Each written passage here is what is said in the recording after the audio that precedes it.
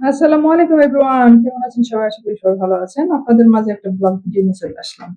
সবজি লুডুস, বাচ্চারা সবজি খেতে চায় না, তো বাচ্চাদের সবজি খাওয়ানোর একটা কৌশল। এখানে নিয়েছি হচ্ছে পেঁয়াজকালি, ব্রকলি, গাজর, আলু, টমেটো, সিমের বীজ, মটরশুঁটি, ডিম, পেঁয়াজ কুচি, কাঁচামরিচ অল্প, ছেলেরা ঝাল খায় কম, এজন্য।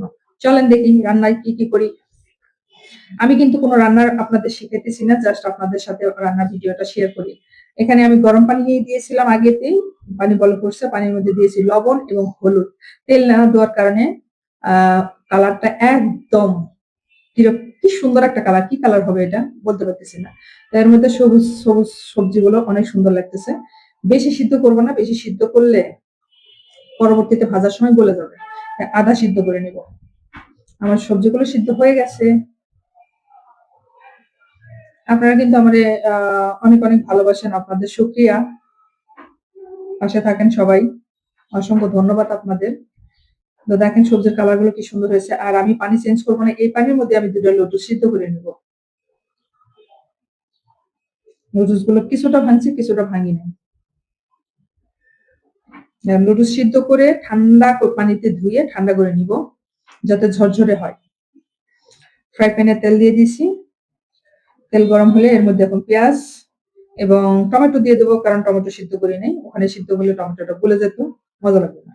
দেখেন তো কেমন লাগতেছে। ওয়াও, আমার দৃষ্টিতে সেই। আমি মানুষ অসুন্দর হতে পারি, খাবার কিন্তু অনেক মজা করে বানাই। ডিম দিয়ে দিলাম দুইটা। পেঁয়াজ আর টমেটো ভাজা হয়ে গেছে। এর মধ্যে এখন সবজিগুলো দিয়ে দিব। সবজির কালার দেখে খাইতে ইচ্ছে করতেছে।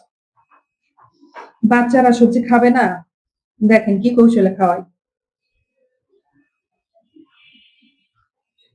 সেই সুন্দর, মজাদার, পুষ্টিকর খাবার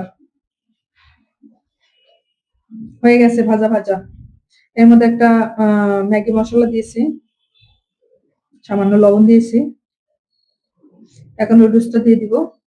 কেকের মতো হয়ে আছে, আসলে নুডলসের ছাকনি যেমন ছোট হয়ে গেছে। সুন্দর করে ভেজে নিব।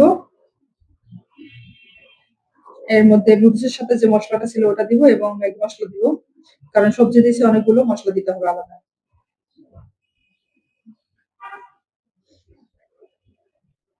আপনাদের সবার দাওয়াত। এখন আমি মশলাটা দিয়ে দিব। মশলাটা দিয়ে অল্প একটু নাড়াচাড়া করে নেমে ফেলবো। হয়ে গেছে আমার নুডলস। সবাই ভালো থাকবেন, সুস্থ থাকবেন, আমার পাশে থাকবেন। আমরা আপনাদের পাশে থাকার চেষ্টা করবো সবসময়। আর যদি আমার ভিডিও ভালো লাগে অবশ্যই লাইক কমেন্ট শেয়ার করে পাশে থাকবেন।